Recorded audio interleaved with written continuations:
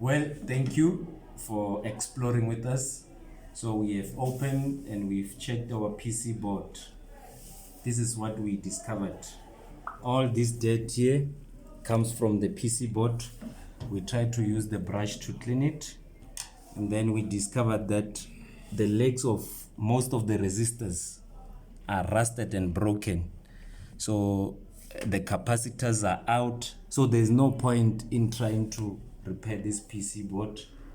Here we recommend a new PC board.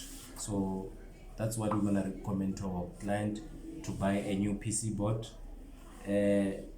What we were trying to discover was to clean the IC and make sure that all the legs of IC are free of dirt, and we were gonna clean everything here.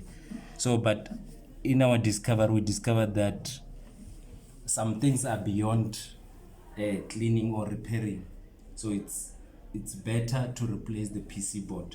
Hence, the touchpad was affected. So in this case, we are not gonna continue fixing that problem of touchpad not working.